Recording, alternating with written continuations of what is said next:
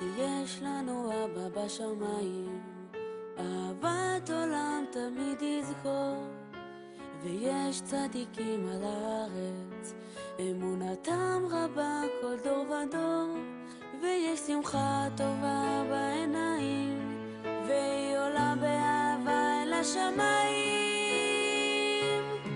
באהבה לעם דורש טובות, באהבה לארץ אבות, באהבה תורת הלהבות, אהבה תצית הלבבות, באהבה נשוב ונתפלל, באהבת חינם יבוא גואל, באהבת אמת צדיק פועל, אביהם של ישראל.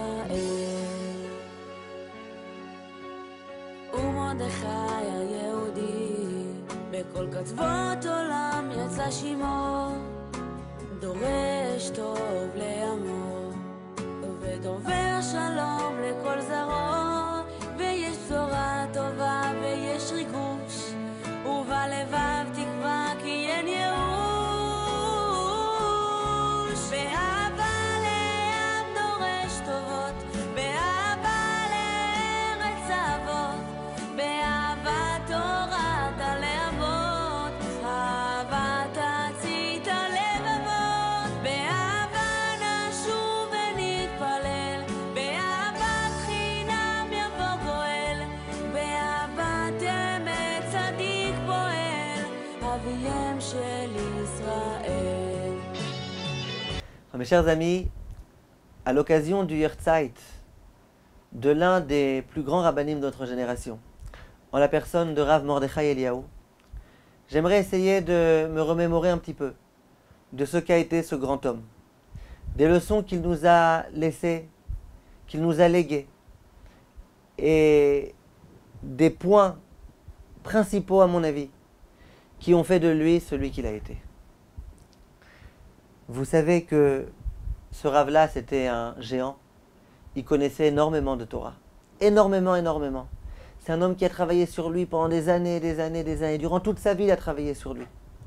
Il avait des connaissances énormes en Torah et en Kabbalah et dans tous les domaines. Ce Rav-là, il a grandi à Porat Yosef. Il a étudié avec le Rav Ezra Atia. C'était l'un des amis du Rav Ben Zion Abba Shaul, du Rav Ovadia Yosef. Et ce Rav-là va devenir plus tard le grand rabbin d'Israël, le Rishon Etzion Sfarad. À propos de ce Rav, on peut à mon avis dire ce que Elisha a dit au moment où Eliyahu Hanavi l'a quitté. À ce moment-là, il a dit « Avi, Avi, mon père, Rechev Israël ou Parashav, le char d'Israël. » Il était extrêmement triste de voir son maître le quitter. Quelle est la différence entre Avi, Avi, mon père, et Rechev Israël? Avi, Avi, ça veut dire tu es mon père, à titre individuel. Toi, Eliyahu Hanavi, tu étais capable de me guider, de me conseiller, comme un père conseille son fils. Rechev Israël, c'est au point de vue collectif. C'est toi qui nous as montré comment la communauté devait se comporter. Et le Rav a effectivement donné des conseils aussi bien aux particuliers qu'au peuple juif tout entier, qu'au Tzibour tout entier. Et j'aimerais un petit peu illustrer tout cela en vous racontant quelques histoires. Le Rav Mordechai Eliyahu raconte de lui énormément de miracles. Il y a énormément de gens qui ont vu au quotidien tellement de miracles grâce à la bracha du Rav. Mais moi, comme vous savez, ce qui m'intéresse, ce n'est pas tellement les miracles. C'est ce qui est à l'origine des miracles. C'est les traits de caractère de ce Rav. C'est ce qui a fait de lui le Rav Mordechai Eliyahu. Ce qui fait que le Rav Mordechai Eliyahu, c'est le Rav Mordechai Eliyahu, ce n'est pas les miracles qu'il était capable de faire. Ce qui fait de lui le Rav Mordechai Eliyahu, c'est les traits de caractère, le travail sur ses midot. Le Rav Mordechai Eliyahu, c'était un homme qui mettait un accent particulier sur l'étude de la Torah. Comme d'ailleurs, il n'y a pas de secret, tous les grands de la génération. On ne devient pas comme ça l'un des gdolim de la génération. C'est en investissant toutes ses forces dans l'étude de la Torah. Pour vous raconter juste quelques histoires, il y a un Rav qui s'appelle Rav Yaakov Cohen. il étudiait à Porat Yosef avec le Rav Mordechai Eliyahu. Et ce Rav-là raconte qu'à l'époque, il y avait une pénurie énorme et même le sucre était mesuré. Chaque Bachur Yeshiva, chaque jeune étudiant recevait chaque jour un morceau de sucre ou 2 morceaux de sucre.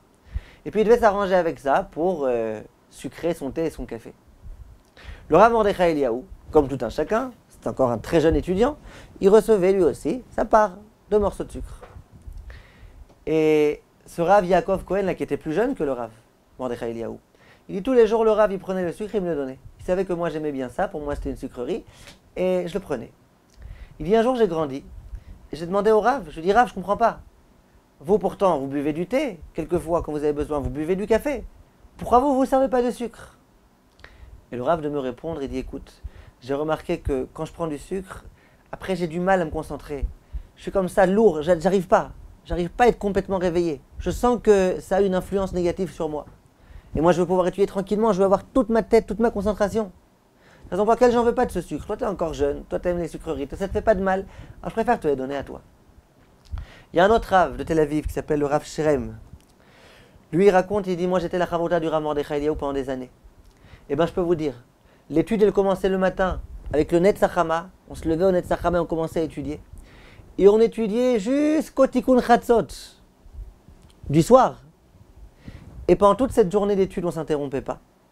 Et notre repas, c'était en tout et pour tout une pita par personne. Une pita pour le Rav, une pita pour moi. Il y avait un œuf qu'on se partageait à 2.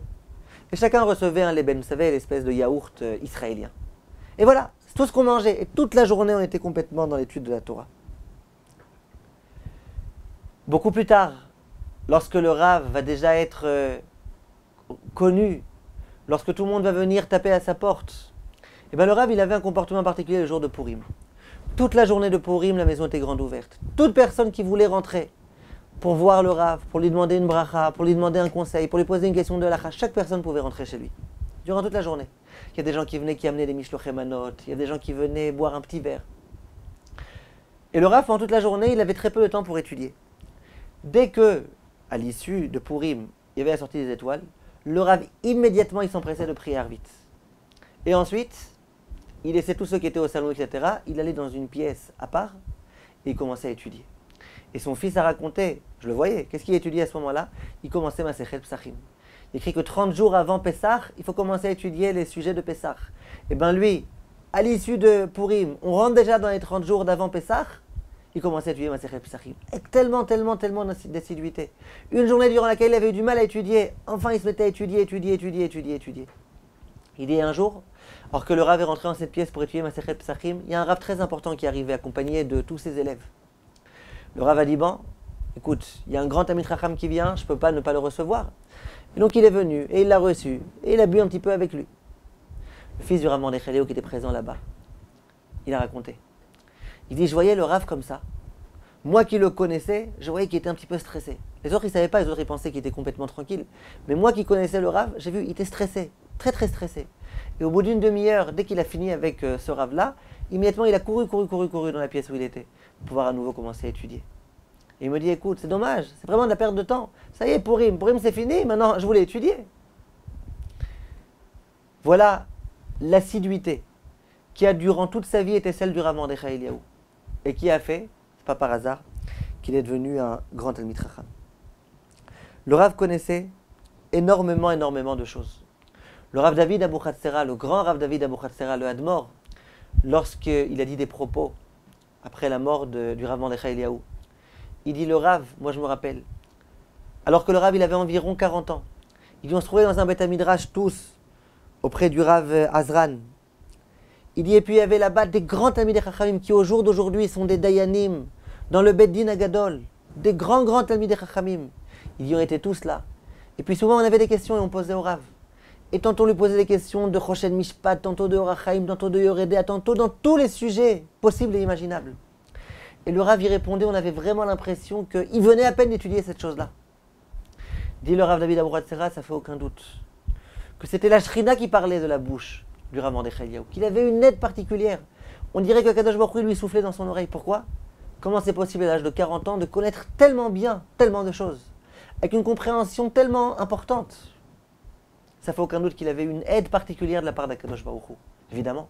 Quand on s'investit tellement dans l'étude, tellement dans le travail de soi, eh ben on ne peut que devenir tellement grand. Il y a une autre histoire que le fils de Rav Mordechai Eliyahu a racontée, Rav Yossi. Il dit un jour, le Rav était en déplacement et il a dû à un moment donné atterrir à Londres. Il dit maintenant, le beau-frère du fils du Rav Mordechai Eliyahu, il habite à Londres. Quand il savait que le Rav allait devoir rester pendant quelques heures là-bas, il s'est dit, moi je vais le rejoindre à l'aéroport. Toutes les questions que j'ai à lui poser, je lui posais. Et effectivement, il a été à l'aéroport. Il lui a posé toutes les questions qu'il avait. Quand à l'aéroport, il y a eu quelques jeunes qui venaient de la yeshiva de Gateshead, ils ont vu qu'il y avait un grand Talmid Chacham qui était là en train de répondre à des questions. Ils se sont adressés à cet homme-là et lui ont dit, on peut poser au Rav des questions? Je lui ai dit, vas-y, avec plaisir, tant que le Rav est là, tu peux lui poser. Et voilà que ces Bachouri Yeshiva là, ils avaient une question qui les tracassait depuis longtemps. Dans la Sougia qu'ils étaient en plein en train d'étudier. Ils ont vu le Rav, ils lui ont dit, voilà Rav, on a une question.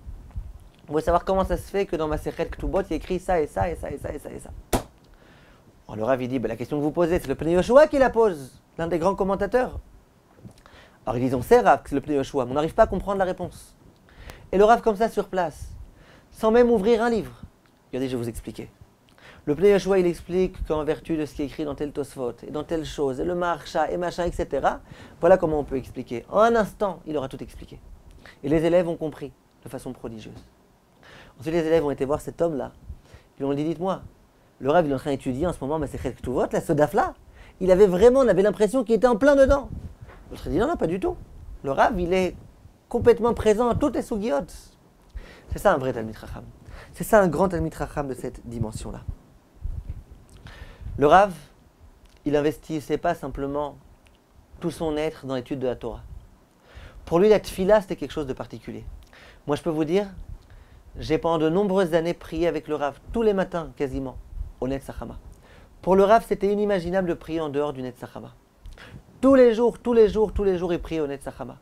Il arrivait tout le temps à l'heure. Tout le temps. On pouvait presque régler notre montre en fonction de l'heure à laquelle le Rav arrivait.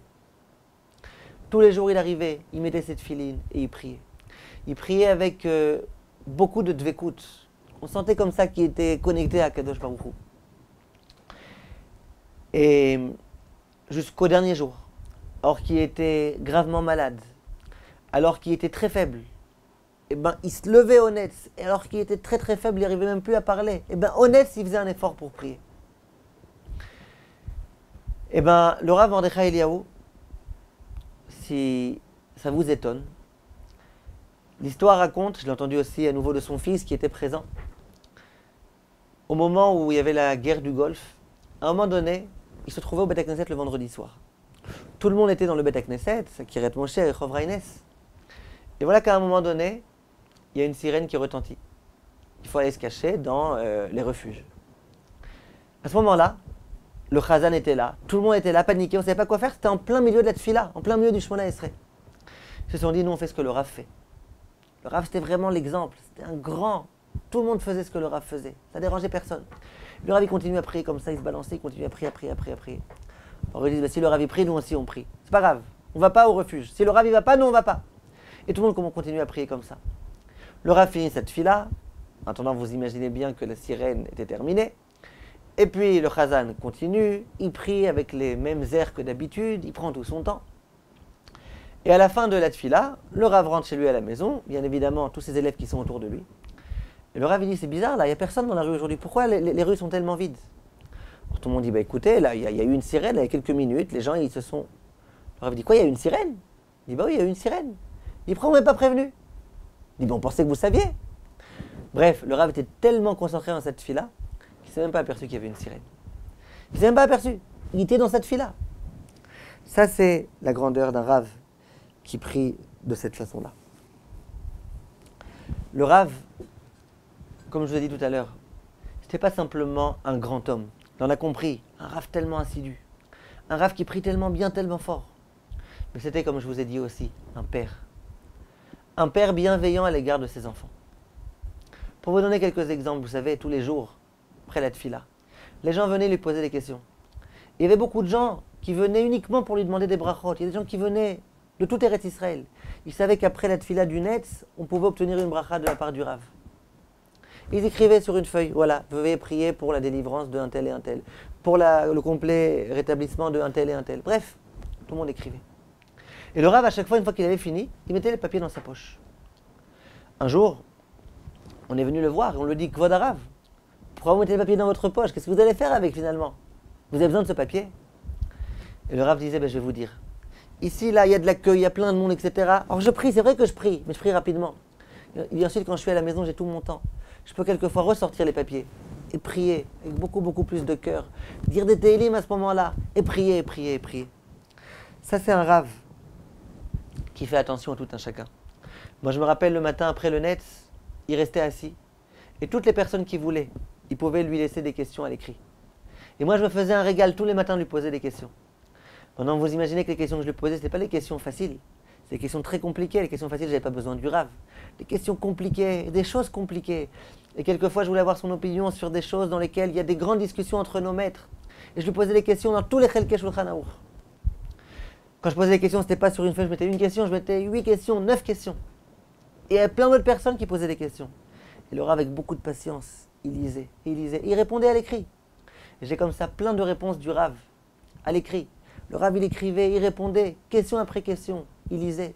Il lisait pas en diagonale, il lisait chaque chose. Chaque personne avait une importance à ses yeux. Vous savez, un Rav, quand il arrive à ce niveau-là, quand il est tellement demandé, c'était déjà l'un des grands. Et bien souvent, il n'a déjà plus le temps. Et souvent, il ne peut plus consacrer du temps à tout un chacun, non. Le Rav, il consacrait du temps à la communauté, au peuple juif dans son ensemble, et aussi à chaque individu. Il y a une histoire que j'ai entendue de la bouche du fils du Rav Mordechai Eliyahu, qui va bien illustrer un petit peu. C'était quoi cette attention que le Rav portait à tout un chacun? Il dit un jour, cette histoire a été racontée par le protagoniste, qui s'appelle Ilan Tchouva. Un jour, il est en train de rouler en voiture, et à un moment donné, il y a une personne comme ça qui fait du stop. Cet homme-là s'arrête, c'est une dame qui monte, elle monte dans la voiture. Cette dame-là, c'est une médecin. Et à un moment donné, elle voit sur le téléphone de cet homme-là, de ce fameux Ilan, elle voit la photo du Rav Mordechai Eliyahu.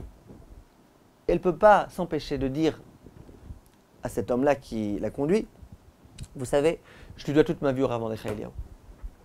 Alors cet homme-là lui dit, pourquoi vous lui devez toute votre vie? Qu'est-ce qu'il a fait de particulier? Elle dit, je vais vous raconter. Elle dit, moi j'étais une jeune fille, mes parents étaient assez religieux, mais moi j'ai tout laissé tomber. J'en ai eu marre, j'ai tout laissé tomber, j'ai voyagé en Inde. J'en avais marre de tout, je voulais pouvoir vivre tranquillement, sans Torah, sans religion, sans rien du tout. J'ai été là-bas, et puis je suis tombée amoureuse de quelqu'un. Quelqu'un comme ça, d'un homme. Je suis tombée amoureuse. Et puis je savais que celui-là vraiment ni était juif, ni rien du tout, mais j'avais du mal à me défaire de lui. Elle dit, et voilà qu'un jour, ma nièce, qui avait beaucoup de peine pour moi, elle a entendu qu'il y avait un Rav qui s'appelait le Rav Mordechai Eliyahu, qui pouvait faire des brachot. Alors, elle a été avec un papier. Elle a demandé des brachot pour tous ses proches. Entre autres, elle a demandé une bracha pour moi. Le Rav Mordechai Eliyahu a pris le papier, il a lu toutes les brachot. Et puis à un moment donné, il s'est arrêté sur mon nom. Et il a dit, regardez, vous voyez cette dame-là? Vous devez changer son nom. Changer son nom. Au lieu de l'appeler comme ça, il faut l'appeler autrement. Et puis après, il a continué à dire les autres noms. Cette nièce-là, elle prend le papier. Immédiatement, elle va voir le père de cette dame-là. Ça veut dire, elle dit mon père. Et il lui dit, écoute, voilà ce que le Rav Mordechai Eliyahu a dit. Le Rav Mordechai Eliyahu a dit qu'il fallait changer le nom de ta fille. Le père, c'était un homme religieux, il ne savait pas très bien quoi faire. Qu'est-ce qui lui arrive à Rav Mordechai Eliyahu? Je lui demande une bracha, on ne lui a pas demandé maintenant de commencer à donner son avis, etc. C'est bizarre. Il va voir son Rav. Son Rav, à Natania, un Rav très important. Le Rav dit, écoute, la vérité, c'est le Rav Mordechai Eliyahu, il s'est arrêté, il t'a dit de changer le nom. Moi, je te conseille de vérifier. Prends un taxi, va à Yerushalayim et vérifie. Cet homme-là prend un taxi, ou sa voiture, ou je ne sais pas exactement quoi. Il arrive à Yerushalayim, il vient voir le Rav Mordechai Eliyahu, c'était juste après le Net Sachama. Il dit, Kvod Harav, je veux comprendre. On vous a demandé une bracha pour ma fille. Et au moment où vous êtes arrivé à son nom, vous avez dit, il faut changer de nom. Voilà le nom de ma fille. Le Rav lui dit oui. Oui, oui. Bon, regarde, ta fille, je sais qu'elle se trouve dans un autre pays. Et ta fille, elle a été ensorcelée par un jeune homme. Un jeune homme qui a telle et telle tête, telle et telle taille. Son visage, il est comme ci et comme ça. il s'appelle ceci et cela, il commence à lui donner des détails sur ce jeune homme. Il dit la seule façon qu'elle puisse réussir à s'en sortir, à se détacher de cet homme-là et de toute cette sorcellerie, c'est qu'elle change de nom. Sur ce nouveau nom, il n'y aura pas d'emprise. Alors il faut que tu fasses absolument que tu changes son nom. Bon, le père est très étonné. Très étonné. Comment le Rav il a pu s'arrêter là et comment il est au courant de toute l'histoire? Qu'est-ce qui se passe? Le père téléphone à sa fille, lui dit regarde s'il te plaît, je te demande quelque chose. Est-ce que tu peux s'il te plaît pendant une semaine, je te demande pas grand-chose, je te parlerai même pas de Torah, juste pendant une semaine, est-ce que tu peux venir en Israël? La fille dit papa pourquoi? Le père insiste, la fille dit d'accord j'accepte. Elle arrive en Israël et le père lui dit regarde écoute, il y a un Rav qui s'appelle le Rav Mordechai Eliaou. Il a dit qu'il fallait absolument qu'on change ton nom. Elle quoi mon nom? Pourquoi? Qu'est-ce qu'il y a? Quel est le problème? Il dit regarde, le Rav il a dit que toi tu es en Inde, que là-bas il y a un jeune homme qui s'appelle comme ça, qui a telle tête, tel visage, telle taille, tel ceci, tel cela, et qui exerce sur toi une certaine sorcellerie. Il faut absolument que tu puisses te détacher de ça. Et c'est en changeant de nom que tu pourras te détacher de ça. Et elle, donc cette femme-là là, qui est dans la voiture, elle dit moi la vérité j'en revenais pas. J'en revenais pas. Comment un Rav, à une tellement grande distance, il peut savoir c'est qui mon petit copain, et il peut savoir exactement quelle tête il a, et comment il s'appelle, alors que personne au monde sait. J'ai envoyé ma photo à personne, personne ne sait exactement c'est qui celui-là. Elle dit, j'en revenais pas. Je suis si un Rav est capable d'une telle chose, eh bien c'est qu'il y a quelque chose ici. C'est qu'il y a quelque chose dans cette Torah. Eh bien j'ai décidé de faire teshuva. J'ai changé mon nom, j'ai réussi à me détacher de cet imbécile, et puis j'ai fait teshuva. Et aujourd'hui, voilà, je suis une femme religieuse, je lui dois toute ma vie. Au Rav Mordechai Eliaou. Qu'est-ce qu'on tire de là? On tire de là que le Rav, quand il lisait des noms, c'est pas simplement qu'il lisait, qu'il expédiait. Il lisait, il faisait attention à chaque nom. Et quand il voyait quelque chose, il essayait de faire tout ce qu'il pouvait pour le bien de la personne. Le Rav avait aussi des midotes particulières. Toute personne qui tapait à la porte, on lui ouvrait. Moi j'ai entendu plein de personnes qui m'ont dit on avait une question pendant Shabbat, une question de plaque métallique, etc. On tapait à la porte, le Rav ouvrait. Je vous répète, c'est pas évident. Un Rav de cette dimension-là qui est tellement sollicité, c'est pas évident qu'on puisse ouvrir la porte à tout un chacun. Et bien c'est ce qui se passait. Il y a un homme qui a raconté l'histoire suivante. Depuis, il est devenu intelligent, cet homme-là, il a fait teshuva. Mais il dit, moi quand j'étais jeune, je m'amusais à tester les rabbanim. Je voulais tester les rabbanim. Je voulais savoir est-ce que les rabbanim, ils sont gentils, ils sont agréables, est-ce qu'ils ont des midotes ou pas. Il dit, je m'amusais à tester. Il dit, une nuit, à 2h du matin, 3h du matin, j'ai pris le téléphone et j'ai testé des rabbanim. J'ai appelé le premier Rav. Le Rav répond, il était en train de dormir, on entendait à sa voix comme ça. Et je lui dis, écoutez, excusez-moi, quel bracha on fait sur des dragées? Le Rav dit, mais je comprends pas, c'est tellement urgent à cette heure-ci. À cette heure-ci, tu me poses des questions comme ça. Ben ne mange pas de dragées, attends demain matin, tu m'appelleras demain à un horaire normal. Il raccroche. Il appelle un deuxième, le deuxième aussi se met en colère. C'est normal, à 2h du matin, 3h du matin, tu m'appelles pour une question qui peut attendre le lendemain. C'est pas correct. Il dit, puis après, j'ai appelé le Rav Mordechai Eliaou. Je vous laisse y voir. Celui-là, la soi-disant grand Rav, on va voir. Il dit, j'ai téléphoné à la même heure, une minute après les autres. Et il y a le Rav qui répond. Il dit, oui, bonjour. Il dit, regardez, Kvod Rav, j'ai une question à vous poser. Alors le Rav, il dit, d'accord, c'est une question urgente ou je peux quand même, j'ai le temps de faire un Tiyat Yadayim avant et de réciter les Birkot à Torah.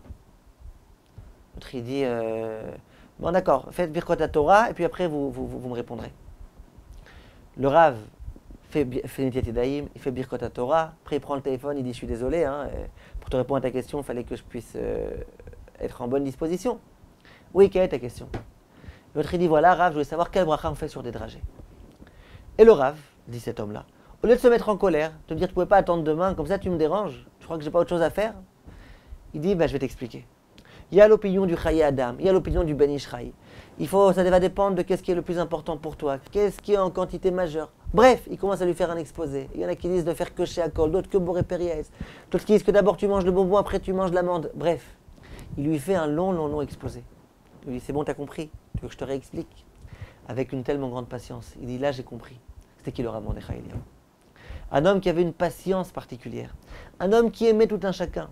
Imaginez qu'à ce moment-là, c'était un autre grand de la génération qu'il avait appelé. Il l'aurait bien aidé, il aurait bien répondu, il aurait bien fait un bon accueil. Et bien pour le Rav, chaque juif, c'était quelqu'un d'extrêmement important. Il y aurait, mes chers amis, encore beaucoup d'autres choses à raconter.